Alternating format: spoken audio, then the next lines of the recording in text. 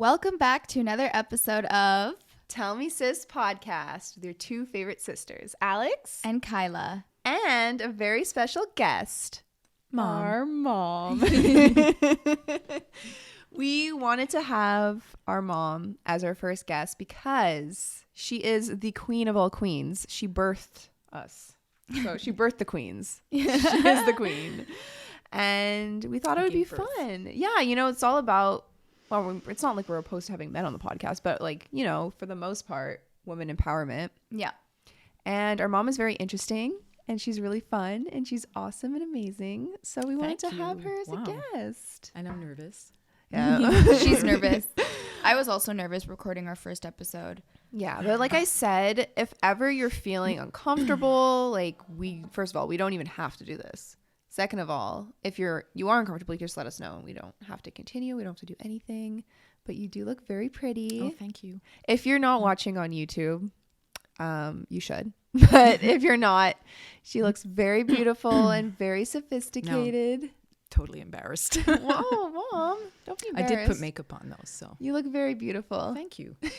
Like still to this day when we record, I get a little bit nervous too. Still? Yeah. Oh, interesting. I guess I've just been talking to a camera for like 10 years. Like, yeah, I guess it depends on like the topic. I'll get nervous. Like sometimes I think back on like things that I've said on the podcast and I'm like, oh my God, I wish that I would have told Alex to delete that. Oh, really? Yes. That's why sometimes I get nervous before we record because I'm like, what if I say something in the moment and then I forget to tell her to delete it? Like I've said some pretty personal things on this podcast and I was like, I kind of wish that wasn't put out on the internet. We live and we learn. You know? Yeah, exactly. That was probably the vibrator one. No, that one we're all for. Actually, no. Oh, was it? Okay. That was TMI for me. Well, You didn't have to listen actually, to that. yeah, that was one of them. It was. Yeah. You know what's funny? What? I read the comments. Like sometimes I read your comments. And one of the comments was that you girls argue too much. And I was like, wow, like that is, if they think that's arguing. Yeah. I mean, I don't find it all on the podcast, but I've seen you guys argue. Yeah. So. Yeah, seriously, you guys have, like, whoever wrote that has no idea what they're talking about. Yeah. I mean, also, that's people their just like to opinion, hate. Well, it's not even hating. It's just if you think we agree, if you think we argue too much, that's okay to think that. But Yeah. we I don't know, but do to go that. out of your way to comment it, it's hate. Oh, maybe. You but could think didn't- it. I felt like I didn't take it that way. I took it more like that was just her opinion, that like I like you and everything, but maybe don't argue so much. Oh, That- I didn't see the comment, so I don't know how it so- was worded. Was it That's a how- recent one? Because we literally don't spoke even about know. this on last week's podcast where we're There like, must have been. Oh, you know what? I think it was a hate one because there was like 1 star or no or something. But then Dad. oh no, it was Dad a review. left a comment, like a really like encouraging comment, but there was only 1 star. I was dying. That And I was knew- Daddy? Yes. Oh my 'cause God, it's I Lola and saw Fabio. that. I was like, who left us such a nice comment and rated us 1 star? That was Dad. Yeah. That was Dad. I'm Okay, yeah, No, no, he didn't mean to. He obviously it's a mistake. there is a review on Apple Podcasts. So if you girls, if you want to be super sweet and go rate us 5 stars and leave a really nice review, it actually helps us out a lot. And if you want us to continue doing the podcast and be able to like actually be able to grow it and get a better setup than this, because this is what we have so far, it would be really helpful. But there is someone that commented 1 star, like, you guys argue too much. Yeah. Like, we're sisters. That's our life. It's Also, weird, though, 'cause it's I kind didn't of funny feel to it. listen. I personally think it's kind of funny to listen to 2 sisters kind of bicker a little bit. I mean, If it you- depends like how much. Yeah. Well, you have differences of opinions, which is fine. I don't consider that arguing. But if you have a sister, you get it. That's the thing, is if you are a If you have girl a sibling, and you get have it. yeah, but like I don't have a sister, but I growing up, especially know with sisters, unless you're like really just chill girls that like have no conflict ever, then you wouldn't understand. But I feel like for the most part, every single person I know that has a sister argues with their sibling. Yeah. And it's okay. It's actually very healthy. I guess especially in the teen years, right? Oh When gosh, you're, that like- was the worst. First of all, for Mom, thank you for wanting to be on, you know, our podcast and as our first guest. But I wanted to know a little bit about your perspective. Like, we could talk about your life too, but your perspective of being our mom, especially as teenagers, when we were just in the peak of like hating each other. 2 years apart, stealing Yeah. each other's clothes, like fighting. That was more, I would say, towards the end of your teen year. Well, like mid to late teen years, because you guys were always kind of like sort of, late to get into puberty and Right. so even though you were officially teenagers, you were still quite young. Was I late getting into puberty? I feel like you were pretty normal. You were later than, you weren't as late as Alex and me, but you were still like later than a lot of your friends. Okay, yeah. Anyways, but yeah, you very different personalities. You had similarities, but also were really different. But the fighting, oh man, whew, that was, I mean, it wasn't bad. Like you weren't like killing each other, and it wasn't every day. No. I mean, maybe if it was like more on a regular basis, then it would have seemed more normal. But because it was sort of sporadic and spread out, but it's always hard for a parent to see their kids fight. And then, you feel like whoever you're talking to or comes to you, and then you it's like, I don't want to like be in the position of shit talking Kyla when I'm talking to you when you're venting. So I take her side, and I would do the same when you're venting about Alex. Oh, you'd play like devil's advocate. Yeah, type thing. and you would always say, oh well, of course you always take Kyla's side, and then of course you always baby Alex. I know. As an adult now, I understand where you're coming from. I know, and it's funny now being a mother myself. There's so many things that I remember as a kid being like, this is so unfair. Like our parents are so unfair, and now that I'm a parent, I'm like, wow, I'm so glad that they did that. Yeah. But I think that's really normal. I think so too. And I was always the stricter parent, but I was also the stay-at-home mom. Mm-hmm. So when you hear it, I'm trying to be strict, but like, kids, you kind of roll your eyes because it's like, yeah, right, mom, but trying to be strict at the same time. And then dad was the fun guy, but with the real serious issues, we were both. Yeah. I would definitely agree. Page. Yeah. And it's funny too when we talk about it, because although Kyla and I, we grew up in the same house that had the same parents, we had different experiences because we're different people and went through different things in our lives. And so when I think back to certain things when I'm a teenager and I'm like, oh, mom and dad, this or that. And Kyla's like, oh, that wasn't my experience. And I'm thinking, what? That's so interesting. So as a parent, how do you like try to be a specific way for each child when they're so different and they're going through different experiences? Like, how do you do that? Because you have to be kind of a different parent to each of them, right? Because they have different needs. I mean, of course. And also one thing, when you have your first child, I guess this is true for most people. Mm-hmm. It's your first time. You don't really know what you're doing. And you try to follow, like, I'm going to go by the book or listen to everything the doctor says, or I have to do everything correct. And you're worried about everything. And when the second one comes around, you've already been through it all. So already that whole situation sort of allows for the second kid to be a little more independent in some ways, or like as a baby even. I never even thought of it like that. When Kyla was crying in her crib, if I was giving you a bath, I had to let her cry. Right? Because no one else was there. That's right. But when you were crying in your crib, I just went to get you right away. So I guess maybe that develops different things in the kids, and every kid is different too, like just well, I mean, even Kyla went through tough times, like with anxiety and things like that, but she just we weren't, I was able to kind of get through you just sort of sucked it up on your own in a way, because you had no choice to some degree, which of course at the time I didn't know what all that was. Now I know, but at the time I didn't know. But I mean, it's you just muddle through it, really is the truth.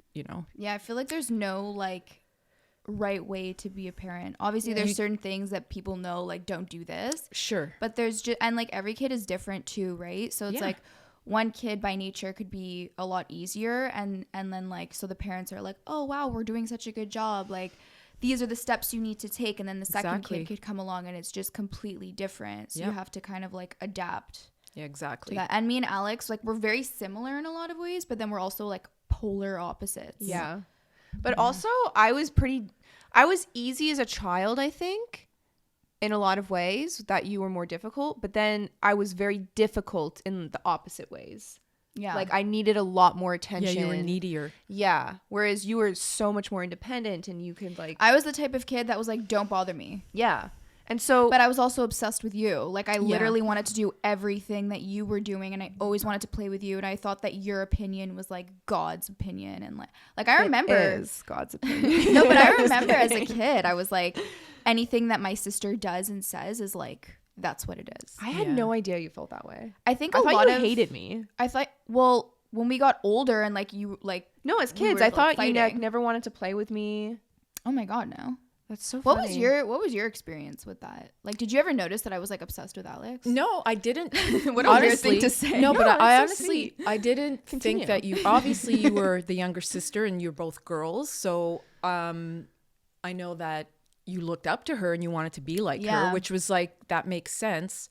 And also, side note, a correction on your comment that you made last week about Kyla being forced to go into swimming, even though she hated it. She chose. She wasn't forced? No, because I did it because you wanted to be a swimmer. and I was shocked because she was doing ballet and swimming, and at a certain point we had to choose. Wait, that's like so same thing cute. with you. I didn't correct you in the moment because I was like, I don't really remember. It was so long ago. So like maybe it was that. But now that Mom's saying that, I remember I wanted to be a swimmer because you were a swimmer. And Wait, then that's really cute. yeah, I remember that, and I was shocked. I was shocked, but she wanted to do it, and then she met Izzy, so of course it was great. The first few years were wonderful, but then once you started to get like good, like she was like talented, low-key, I was like so much better than you. then she had to. I'm totally kidding. No, you were really good. No, but it was like was you just had really strong. and you had to put once you had to be you placed in groups where you actually were with kids who were like really working hard. Then all of a sudden you weren't loving it. So I just much. think you didn't care like to be a swimmer. You liked the social aspect Yeah. of it. You liked that I was a swimmer, I guess, and you wanted to go into I didn't. it. You know what it was? I didn't like the practices, although like obviously they're super necessary. But I didn't like how like intense it was because I was training at one point. What was it, like 8 times a week? Like there was like some days more in high even. school where like maybe 9 times a week it was like morning practice, then school, and then evening practice. And you weren't inspired to.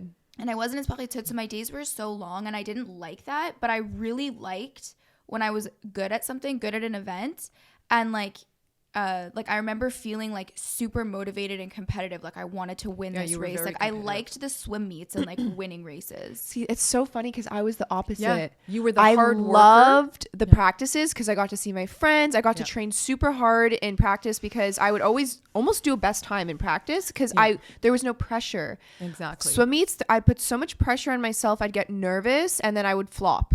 Well, not all the time. No, a lot of the but- times I did well, but it was like the stress and anxiety of like the swim meets I did not like. And it's just, there was some form of comfort in the actual practices. So it's kind of funny how we had the complete opposite. Mom's like, Yeah. why couldn't I just have both I know, of the you'd be- perfect child? Yeah, our would mom be is the really Olympics. Yeah. competitive. Okay, question. Yeah. I have a question. Yeah. This is gonna be funny. Okay. How was I as the swim mom? Oh, can I say that You weren't bad at all. not Oh, no? at Oh, I all. thought it was In my pretty bad. memory, first of all, my mom, thought my it was mom, pretty bad. you, maybe in your perspective, but in my perspective, you came to every single practice. You drove us to and from. You brought us to every single swim meet, unless it was like I was older and it was away meet and I was like, I could go. But you were there all the time and you were so supportive and you were never pushy. Like there was a time I remember when I was 8 and I did so bad at my first swim meet and I was crying. I never wanted to continue. And you were like, no, Alex, you need to do it. And that was a really good lesson because if I had quit then and there, it wouldn't have taught me to overcome my fear. And so that was something that I know for you was probably hard to force me to doing something that It I was was hard. so sad. It was But hard. I felt the rest of the swim meet I did good. Yeah, because And I they were was the so shorter. It was a happy. 2-day swim meet, and Yeah. the first event that you swam, and you shouldn't have been put into it because, anyways, it was a really long race. Yeah. and your Was it a coach- 1500? No, it was No. a 200 free, but I she was was only 8. 8, and she was Oh. had to make up her time, and so she was with who literally lapped her.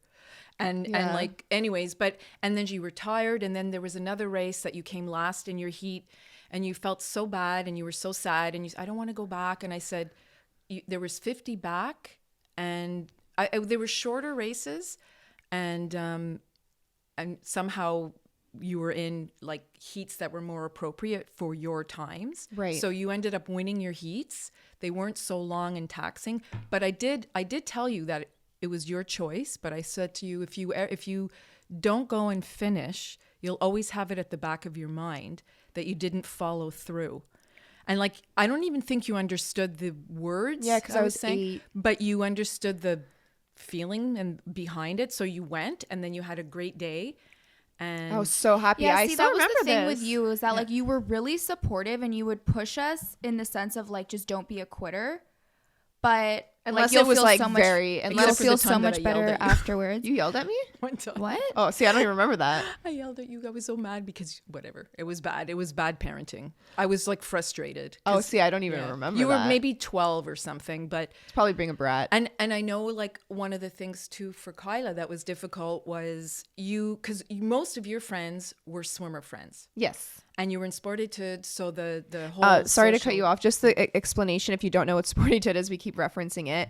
It was a sports program in my high school that was centered around your sport. So if you were an athlete, you went to school until noon, and then you went to train afterwards. So it was like you did your core classes, and then you also worked on your sport. Yeah. So it was very much centered around that. So Kyla wasn't in that. So she had a full day of high school and then was training on top of But it. she didn't want to go and that was the thing. So Kyla had friends out. She had really good swimming friends, but you had friends outside of school. it as well. And the pressures also of knew- yeah, like sorry, a continue. like a birthday party, for instance, on a Saturday, and you were 12. And I remember it was, and he had said, "Oh, maybe am I allowed to say names? I can Anyway, bleep. Nobody even knows who that is. But I can So, bleep. and he was a serious coach, and he said, no, it's, she shouldn't miss practice. And in my head, I'm like, she's 12. Like, I was training 9 times a week. can't she just go to a freaking birthday party? You said she couldn't miss? Yeah, he didn't want her to miss her practice because it was close to a meet. And he even called I me get and it. he said, wait until you see her butterfly. I've been working hard. She's been working hard.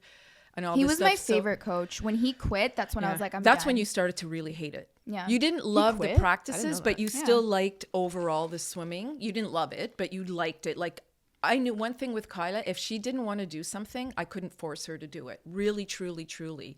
Yeah. And when he quit and then the new coach came in, he had a completely different philosophy. And it was done. It was time. I knew it. I knew it for you. And I'm like, Yeah, I was just like, because for me, like my prime years of like the development and like me actually like enjoying it and getting super competitive was with Jay. yeah. And so I got really used to the type of coach that was like on my ass. Like, you can't miss a practice. Like, I Yeah. kind of like that, like tough. Extra attention. Yeah. But I like that Pushing you. toughness, like pushiness. And this like new guy that came in, he wasn't bad. It's just that he didn't give a shit if I like came to practice or not. And I was like, I don't really like that. That literally is what happened to me. I liked doing well, but I don't know, I didn't care that much. So if a coach didn't care about me, I literally did not care. And so my last year of swimming, I got this coach that like did not give two shits about me. And also I was a distance swimmer and he was not a distance coach. He was training me he said I was going to be faster in my distance if I worked on my sprinting. Well, I'll never forget the day that I quit. I came home one day and I was giving you a really hard time. I was like, I'm done. I'm not doing it anymore. And you were trying to push for me to stay. Mm-hmm. And then Dad eventually came in the room. He's like, that's it. It's done. You're done with swimming. Like, you are not going to another practice in your life. He fucking lost it. And you were like, Aldo, we need to like push her. No. He's like, no, it's done. And I was just sitting there like, See, I remember it different. really? That happened, or probably happened. But I remember one day coming home from practice with you. But at that time, we weren't watching practices anymore. I picked you up and it was freezing rain, really, really, really slippery. And we were driving on our street, which of course it's a one-way crescent. So they do that last. So it was like a skating rink and I didn't even make it around. And we were talking about the swimming and it's like, you know what, I see, like, you're not into it. Part of it was because you had told me, when you didn't have practice at the same time, but one of your friends was guarding and said that Kyla was literally doing floating during practice. No, there was Really? I was much younger when that happened. No, there, maybe. there was one No, I time don't where think you so. like went to the bottom of the pool and you and Isabel were just floating. Oh, that was when I was in Budapest. Oh, but that was with Isabel. Yeah, this later, she wasn't in the Okay. same group. Yeah. I mean, I'm probably getting everything all mixed up, but yeah. And then when you quit and we had But Mom, I have to say because there was multiple times that I would want to quit throughout my swimming career where I was like, ugh, I'm just like, it's not that I didn't like it. It's like I would swim so bad and be like, I don't want to do this anymore. And you'd always push me. But then when I actually did want to quit and I spoke to you about it, you were like, okay. Yeah, Because you knew. Yeah. You knew. It was not in So me wait, anymore. what was your experience with me the night that I quit? Oh, yeah. I remember just like always I would want you to continue swimming, and you were 14. So I thought like that was kind of young. I mean, you had been swimming because you started at 7. So it was 7 years. So like by now you knew.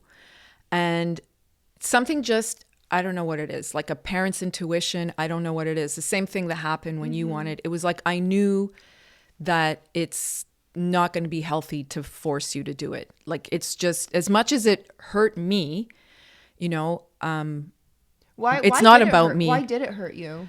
Was it because you didn't want her to quit something? Yes. Well, partly, but also there's always that, like, what could it lead to? You know, I mean, I'm not saying Olympics or anything like that, but like as, you know, maybe a scholarship for school, right. Or even though I know people and have had bad experiences with that. So it doesn't mean that's like the greatest thing in the world, but I thought, and then what? You know, you're 14 and you're not going to be in a sport, and you were like an athletic kid, and you sort of were always kind of good at anything you tried. And so then I was like, well, what are we going to do? And then we thought about synchro. Yeah, you know, kind of that's all of, you know, my mothering ways was that I just wanted you guys to be in an activity that, well, obviously I wanted you to like it, but I wanted it to be a physical outlet.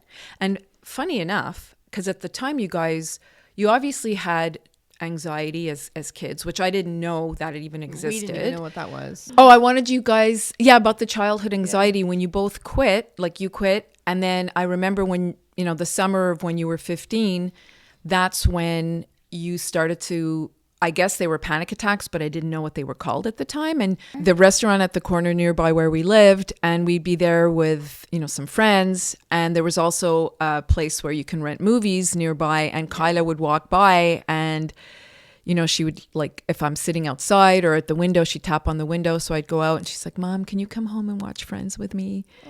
Yeah. Those were like, that was the peak of my panic attacks. I wonder like why I started having panic attacks. Because you stopped swimming. Yeah, I think Mom's onto something. You like stopped having a purpose. No, it wasn't even, it was also so this is my theory for the swimming, right? Before a race, especially like a really long, challenging, taxing race that neither of you necessarily wanted to do. It's normal for, even if you don't have anxiety, you're going to be nervous, and it's good. Right? And you get that adrenaline and everything. And then when you go into the water, you dive in the water, now you're not nervous anymore. Now you're getting all this energy out of you, right? And you finish your race, you're breathing hard, and you have like the euphoric feeling, like endorphins. Exactly. Release. And so maybe it was a little bit extra because you girls were anxious and you had the anxiety, but that sort of kept it in check, if it makes sense. Like it sort of balanced out your, like, your emotions. Having that outlet of the exercise brought the, you know, the anxiety more apparent, like more relevant. I mean, I'm sure there are other things that went on too in your lives that was causing it. Thinking back on it, like when I was 15, like there wasn't anything in my life that was like worth giving me such bad panic attacks. No, because you didn't have a boyfriend, or I wasn't getting like bullied. I wasn't. Like I had friends. I was still like a part of something in the summer, which is when my panic attacks got really bad. I don't know. It's so weird, but I think that what you said makes a lot of sense. Like that's like the physiological, I guess, aspect of it. And a lot of therapists say one of the best things for mental health is exercise. Whether that's just even going for walks. Yeah, like I agree. Active is one 100%. Of the best things you can do, not just physically, but emotionally and mentally. Yeah. And so if we were going from training, like Kyla was saying, 9 times a week, like full training, really, really hard training, to basically nothing. Yeah. It's kind of hard to adjust to that life, especially when you've like had this, like you're like, I'm a swimmer. It's your identity. Yeah. You know, and then all of a sudden you just are stripped away from that, even though it was your decision. You're so young, you don't realize the effect it has on you. And that's actually such a really interesting thing that you brought up. I never thought of that before, and it makes so much sense. I think, Mom, when I quit, that's when it got bad for me. Yeah. Oh my I remember. God. Isn't that crazy? Yeah. Maybe that's why sometimes like nowadays even like I'll go through periods of feeling really anxious, and it's because I think about my future or like the situation I'm in right now, and I'm like, this is not for me. Like I need to change paths. Mm-hmm. And then like I'll start getting really anxious, and I'm like, what's my purpose? Like there's like so much more, like it's so much deeper. So that makes so much sense. And also I know what the way that you overcome if you're starting to feel anxious or panicky or something, you go for a run. Yeah. I know that's a thing that's maybe... Or I go for a run, or I go outside for a walk, like getting fresh air. But like, there's always exercise related. Mm-hmm. Some kind of your brain releases endorphins, which make you feel happy. Exactly. So it's your body's way on like ridding the anxiety and the stress, and that's why people that suffer from depression, it gets hard because you get stuck in this cycle of you're not exercising, you have no motivation to do anything, which then makes you feel even more depressed, which makes you want to go out less. And it's really hard to get out of. Yeah. And so if you're suffering, like it is very, very valid and very sad and scary, but there is something that you can do. Not to say that like, oh, I'm going to go for a run or for a walk and that's going to cure depression, No. But it's tough though, because there's, I guess, obviously different layers of depression and like degrees. Oh, actually, that leads me into something that I wanted to say to you, Mom, is when you were our age, let's say, or even younger in your 20s, was mental health something that people talked about, or even just like was depression even a thing? Because I know anxiety wasn't. Anxiety wasn't. And to give you an example, when you started having your panic attacks, and I didn't know anybody else whose kids did. And shortly after, all of a sudden, everybody came out of the woodwork, and everyone's kids were kind of suffering from it. But at the time, I remember, obviously, I was very concerned. Mm-hmm. And, Dad and I were nervous about it. But at one point, we were talking, just the two of us were like, okay, but like, I used to get nervous, like I had terrible, and I still do, fear of speaking in public. Really? I would never. Oh my God. Mom, you were so good at talking to people.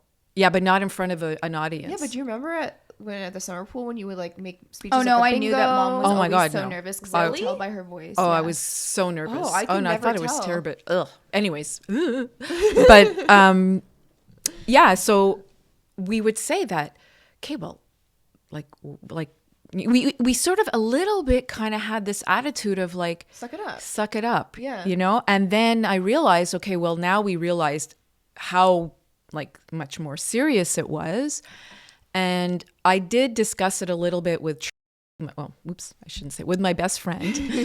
And the last poo on Instagram, you should follow.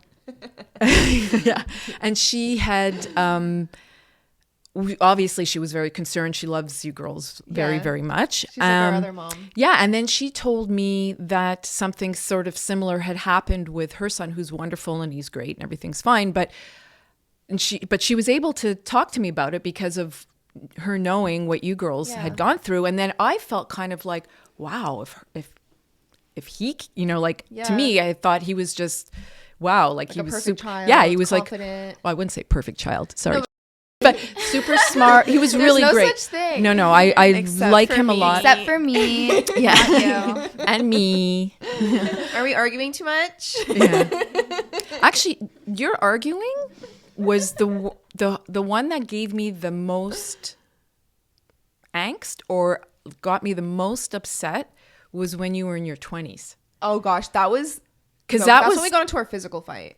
No, but it wasn't. We were teenagers at that point. No. Really? It was. Okay. It was. I remember the top that you stole from me that made me get physical with you, and that was in my teenage years. Yeah, I didn't even know that. I don't. I'm dead. Okay, but wait, I want to know, Mom. When you were our age or even younger, true. Sorry, was mental illness a thing? Okay, yes, it was because depression's been around for a long time. No, obviously it's been around. Anxiety was, but like, is it something that people were aware of? Yes. Okay. Yeah, depression was talked about, but it was unfortunately quite taboo. So if you were somebody who was suffering from depression, you did not really want to share that. It was very difficult. Like, so sad. And other taboo. Things, other, I guess, labels that are, whatever. Like we have labels for things. What? Cut this out. Like, Mom's like, it was very taboo. And then like 5 seconds later, Kyla's like, it was taboo.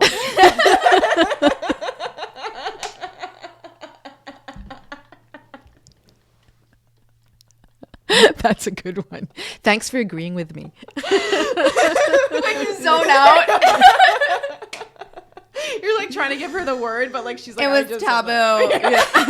The way you said it too. So confident. Do you even know what it means? Can you spell it? Oh my god, it's frowned No, upon. was that the wrong word or what? No, it was the right word. It's funny because Kyla, when you said Really not it. paying attention. So, Okay, Yeah. and Yeah. scene. Go. So, so it was definitely very difficult, even more so difficult. There was no bell, like, let's talk or whatever it's called. Did people go see therapists? Oh, yes, they did. But was that something that was like, you don't tell people that you went to see a shrink? You know what I mean?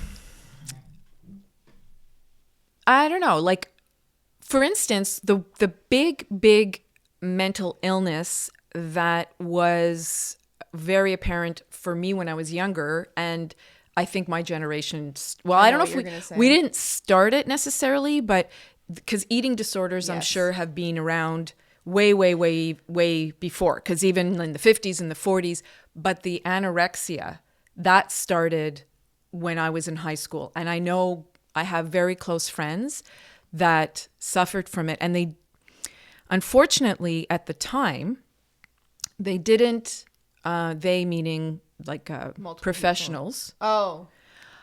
it was so new, and they were so, I guess, caught off guard when here's this young, beautiful girl choosing to starve herself, thinks And that that's she's trendy. thinks that she's still fat. So they were put into the psychiatric ward in the hospital, and the way that they were treated was to literally was like force feeding, because it was more treat the symptoms but not what's causing the underlying, not the mental, treat the physical, not exactly. the mental. And so that's really tough, because, you know, then you're all of a sudden you're like now physically supposedly healthy, so you're released from the hospital and get the first thing. And I happen to know one girl that unfortunately this happened to her. Relapse. Now they know more. It's about, you know, having control in your life, and probably other things as well.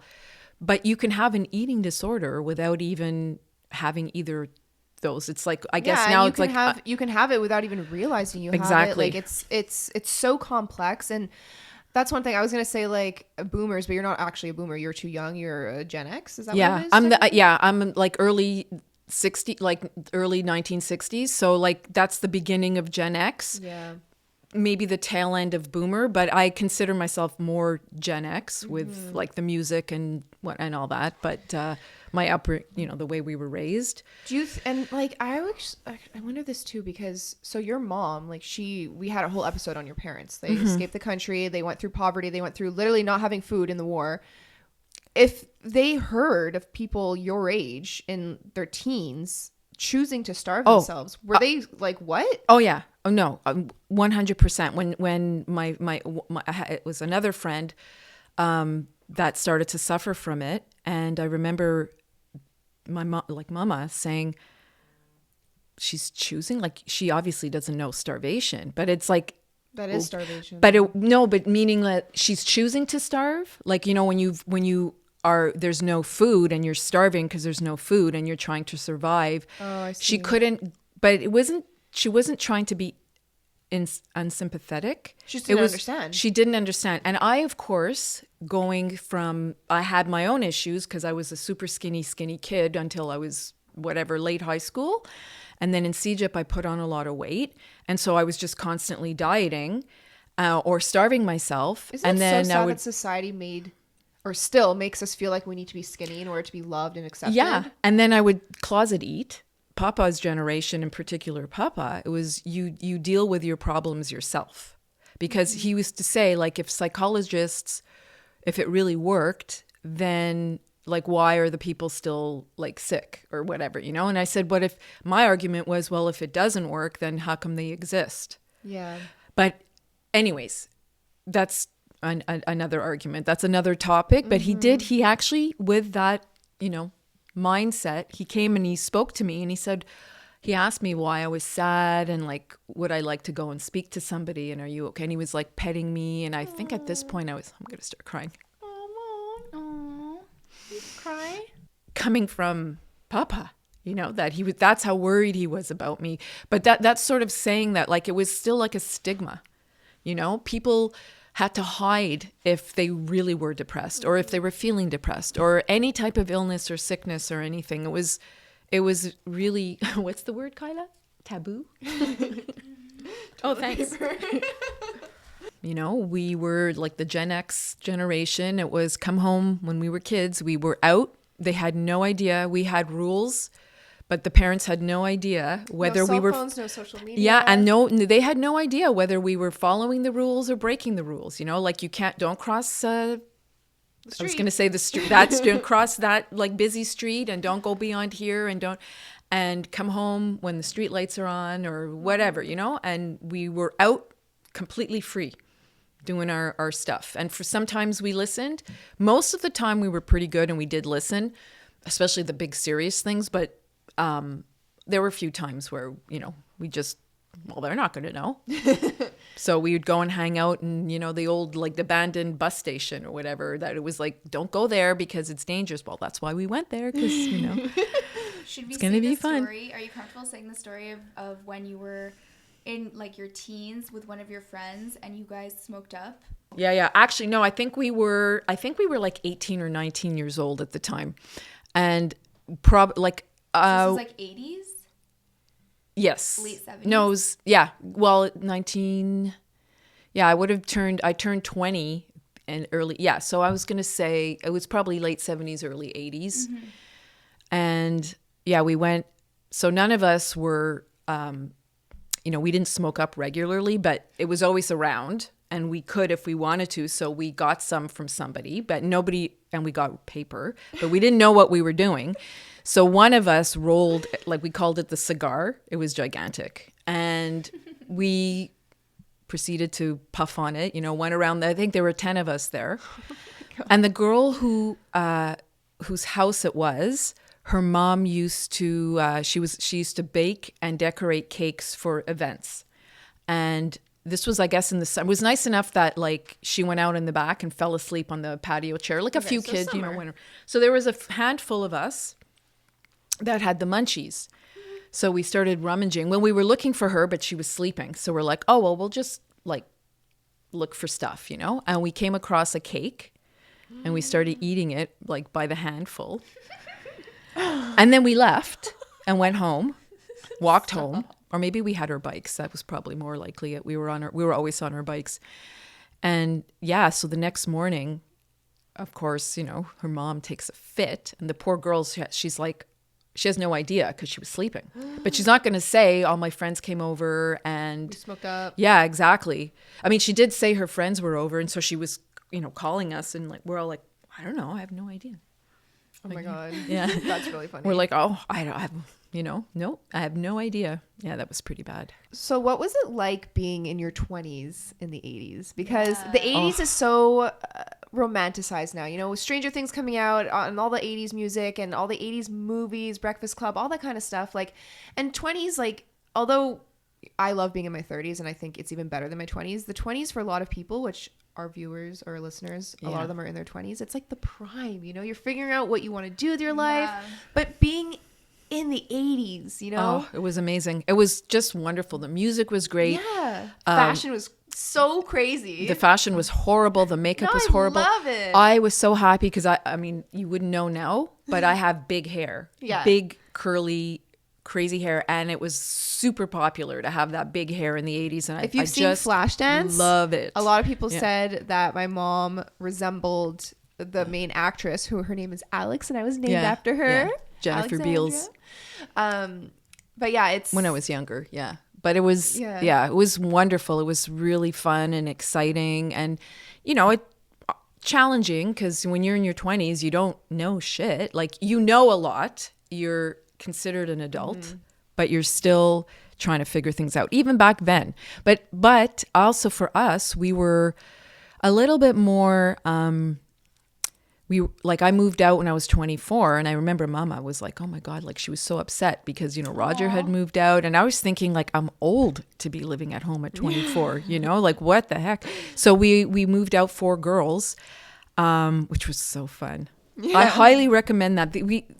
we are still really good friends to this day. We honestly, your best friendship with friends. your friends It's amazing. It's so inspiring, and it's just so nice because you don't even live in the same city, and you pick back up right where you left off. We There's, get like, no together. time. Yeah, we get together every year. We used to be at our friend's her house on a lake, but this year Two we're of your gonna best rent. friends were at my wedding, Yeah, and I love them like my aunts. You know, yeah. They- My childhood friends. Yes, yeah, yes. because other friends of mine that are like How long did later. you live with those 3 girls for? just 1 year, because during that time I started dating Dad. and you guys went quick. Yeah. Or no, I think we were dating. Wait a minute, let me think. Or we got engaged. That's what it was. We got engaged. So I guess I was already dating him. Yeah, I was already dating him. And What was it like living with 3 other girls? so Was it a house, a condo? it was I guess it's Townhouse? called a duplex. So it was up like a main floor, Yeah. and then downstairs as well. There were 4 bedrooms. Okay. So we each had our own bedroom. Nice. And a nice big kitchen. There was a living room upstairs, and then there was a den with a fireplace in the basement. And there was a full bath in the basement. Well, it was a shower, and so I'm not going to say their names. So 2 of them were downstairs, and 2 of us were upstairs. Okay. And I was upstairs, and the other girl upstairs was my childhood, and even to this day, like my all-time best friend. She's more of a sister than anything. Just family. Yeah.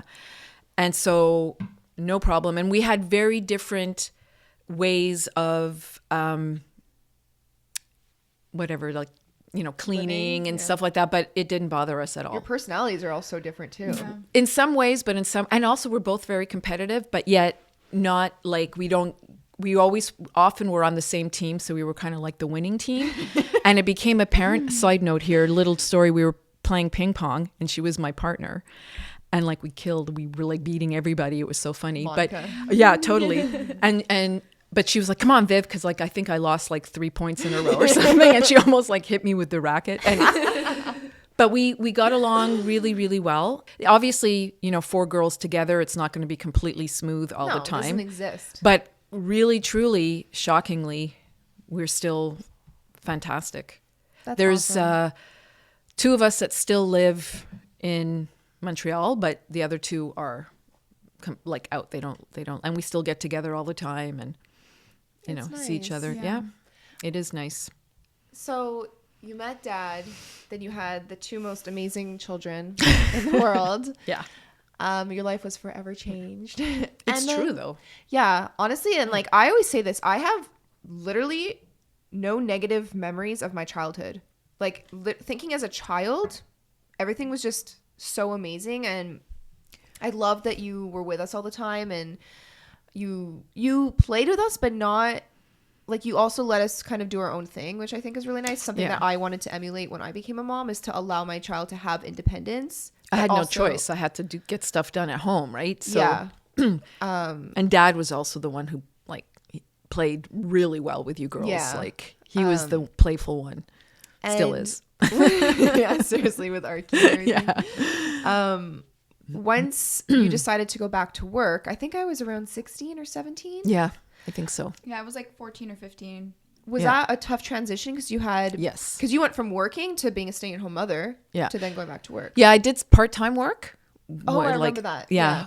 But that was pretty tough too, actually, because I was home always when you girls were home and still took care of all the household things. Mm-hmm. But I had to leave the house here and there for a couple of hours. But it was, it was okay. It wasn't so bad. Going back full-time, I thought that it was going to be horrific, that it was a spur of the moment decision. I thought, okay, like it was a long time coming. I had to talk. It took me a few years to convince myself like it's time. And then all of a sudden one day I said, okay, that's it. And made the phone call and that was it. And I got the job. You have a very good work ethic too. And you like what you do. Yes. And it's a very good work environment. I'm really, really fortunate. But I really thought that it was going to be terrible, that you girls, it would just be the end of the world. And actually you stepped up so much, and you, I think actually you had like a sense of pride of like, oh, my mom's going to work and like she's a working mom. And Being a stay-at-home mom is one of the hardest things you could do. I'm just saying. I know, but I feel like you don't get the recognition of Being a stay-at-home mom. Yeah, because versus, like being a boss. Or there's whatever. and you're It's not all bringing in hard in different income. ways. It is, and I'll give you an example. So it's very difficult because you're really responsible for the children that you have and taking care of them and making sure not just that they stay alive, obviously, but that they're healthy, they're thriving. They're happy. Is it too much TV? Is it too cold out? Or are they getting enough fresh air? Or, but there were times where if you were sick, or if I wasn't feeling so well, I could stay in my pajamas all day or in my sweatpants, and I could just, plop VCRs, like cassettes in the VCR and whatever, and have that going on. And you girls were good because you would get bored of watching TV fast, and then you'd go off and play, or it would just be on in the background, and you were like, I felt like the balance was okay, but still you have that guilt, like, oh, too much, time. Whereas if I was a working mom and I'm not is it not recording? No, it is. Oh. Sorry, I was adjusting it.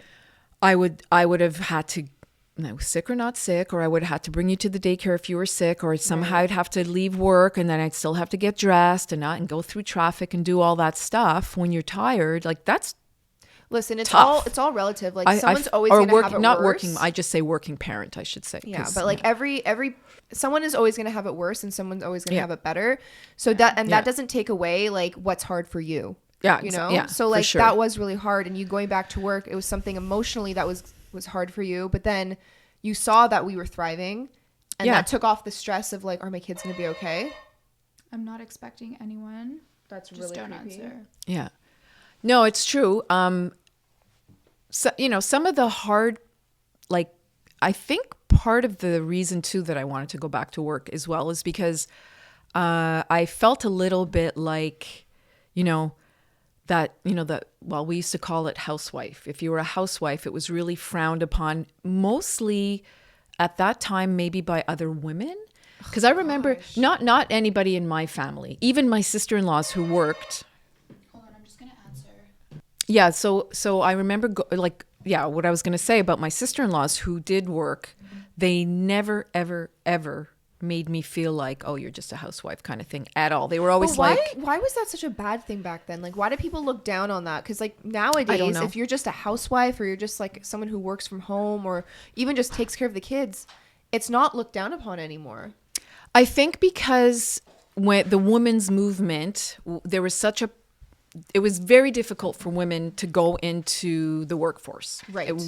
And especially in tech fields or anything, mainly male dominated. Mm-hmm. So when the women started to do that, the trailblazers, and then like there was a bunch of them that were going out and doing it, it was wonderful. And it was sort of like this huge wave that was doing that. And the ones who either had to stay back or chose to stay back, it was kind of like you were going against the women's movement. And not every woman felt that way, but there were some. So it was pretty black and white. And it was also, I think maybe they felt guilty that they were, I don't know. I can't speak for other people, but I remember going with one of my sister-in-laws. She brought me to an event. I think I actually showed up in overalls, in my minivan. I love that. And I remember thinking, I did have a crop top under. You were so cute, Mom, with your overalls and your minivan. Like, you just look like that's what I want. With my hair in a ponytail and a scrunchie. That's literally like what I want to be. Yes, but it wasn't popular back then. Well, you know what I mean? If it makes you happy, that's the thing I always say is if it makes you happy, who cares if it's popular or not? Well, I show up to this thing. It's like a conference? Not a conference. It was like a Sanka set. Okay. Oh but it was all work people. So they're all in their work clothes and everything. Literally like how you're dressed right now.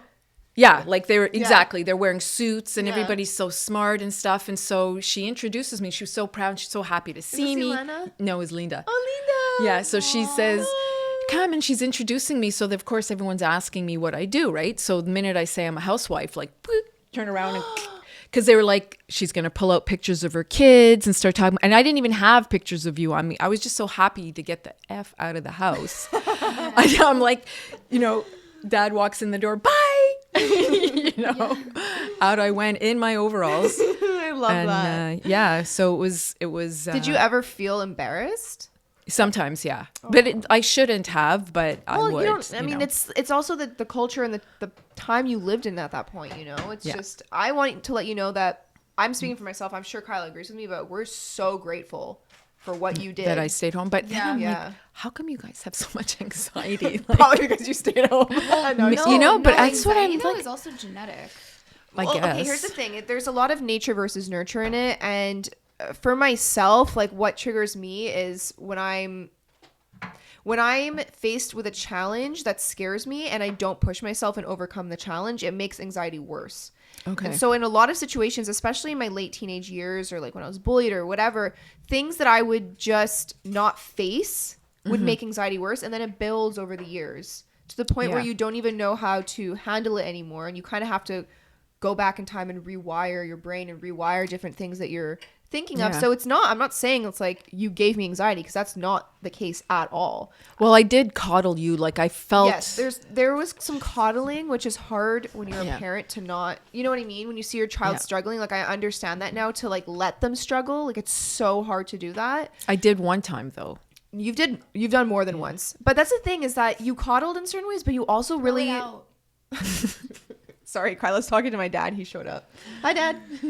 But yeah, I think that like you did such an amazing job as a parent, and I never want you to feel like you failed, like ever. It really pains me to ever think that you feel like you failed as a parent. Well, I didn't think I failed, but I felt like there was something like, how could both my daughters have? A lot of people you have know? anxiety. Oh, I know that now. When I did a sport, I had to get myself to the sport, and there was no buses on the West Island at the time, so it was like maybe a coach could give us, or we rode our bikes or whatever. You figured it out. We figured it out, and the odd time of parents stepped in and drove us somewhere if it was super far or whatever. But we, as parents, now all of a sudden all these sports, and there were way more things available, And you had buses and cars and stay-at-home parents. exactly, and we were sort of like, oh well, because I couldn't really get to this level in my sport because I had no way to get there, but I can bring my kids. So we became like very enabling. I was going to say Right. coddling. We were very enabling, Right.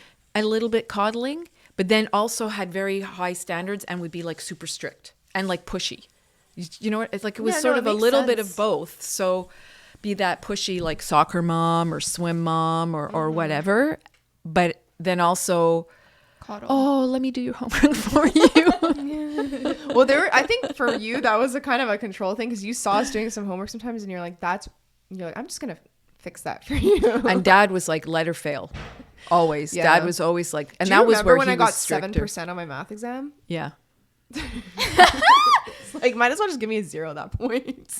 Yeah.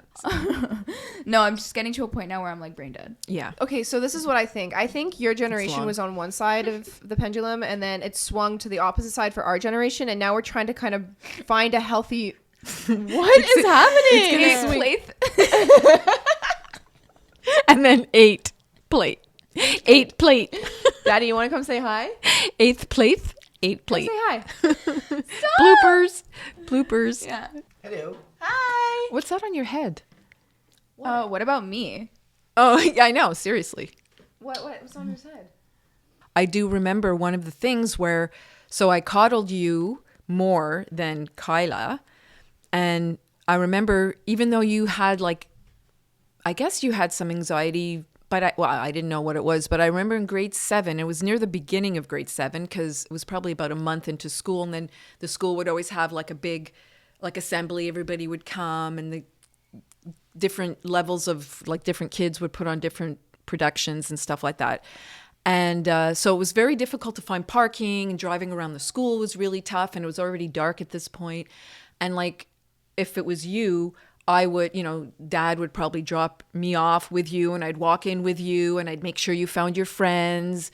And then like we'd go and find our seats and whatever. And with like, I was driving this particular time and it was dark, and Kyla's like, well, just drop me off here, Mom. And I'm like, no, but then you have to walk by yourself and find you're like, no, that's okay, Mom.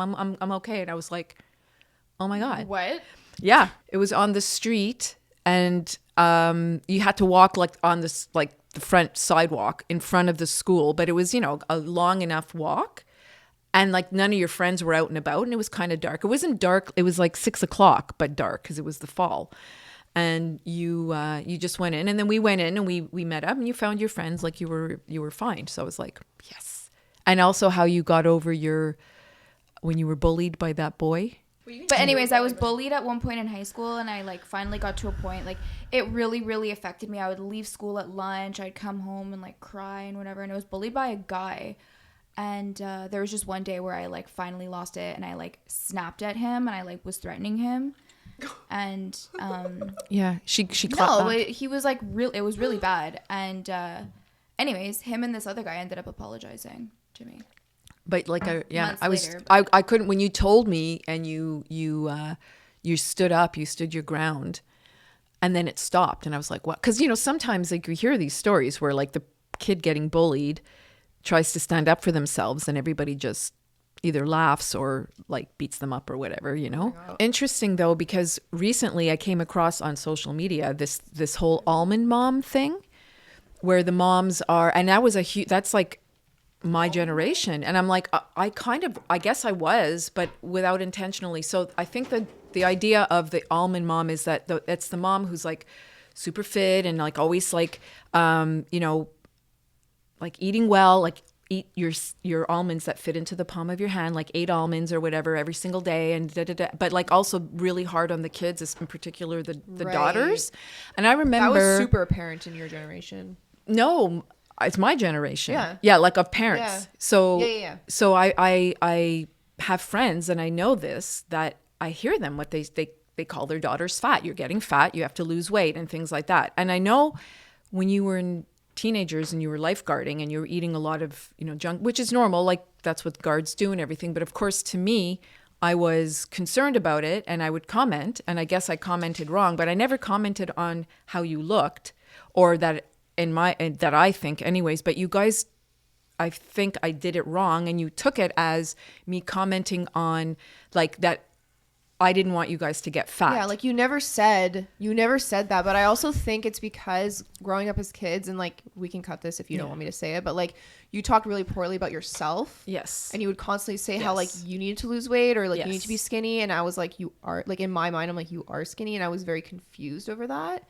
So it was more 100%. of that like got into my head. Yeah, no, and you're 100% right. At the time, of course, I didn't realize you were little girls, that you were listening.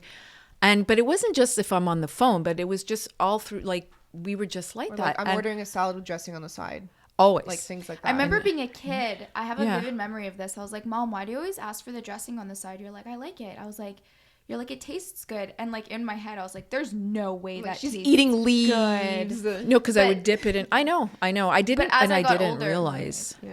That's definitely, that was like the almond mom We part of could it. cut this out though if that makes you Yeah, like uncomfortable. we don't have No, to keep that in. That doesn't bother me. Because I take full ownership on that 100%, not realizing the damage that it would do.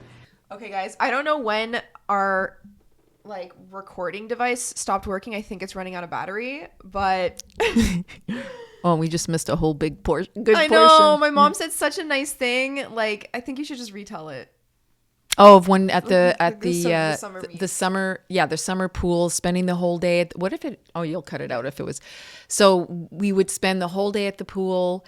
You would have all your activities in the morning, your swimming lessons, synchro, all that stuff. And then I'd pack the cooler. We'd eat lunch there with all the friends and the parents. And then Dad would meet us at the pool after work, and we'd have dinner there together. And it was just like one day after. It was wonderful. Like those were the times where being a stay-home mom was fantastic. Mm-hmm. It just was the best thing ever. Yes, sometimes, we didn't go on vacation every year because we couldn't afford it, or we had one car at one point.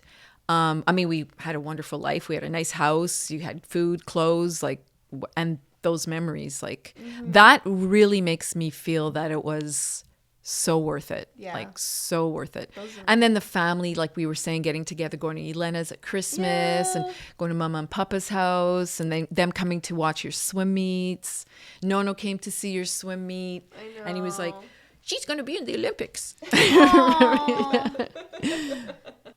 What? When Rick and Christina would come those 3 summers. Oh my God, that was so fun. I think I was too young to remember. Yeah, Well, I you don't were remember that. playing with Rick constantly, Yeah. and Christina was my little mommy's helper. Oh, I miss Christina. I know, and she has the cutest baby now too. Well, we want to thank you for being on the podcast. Thank you for having me. You did really good, Mom. Thanks. Look at my You're a Kleenex. natural. Because you're nervous. Yeah, being rolling it in my hands. Okay, well, thank you guys for listening and watching this podcast. Please rate it 5 stars on Apple and Spotify. Apple and Spotify, and give this video a thumbs up on YouTube. And you can follow us on at tellmesispodcast on Instagram and TikTok. Yeah. And Also, you can also listen on, is it Amazon Music?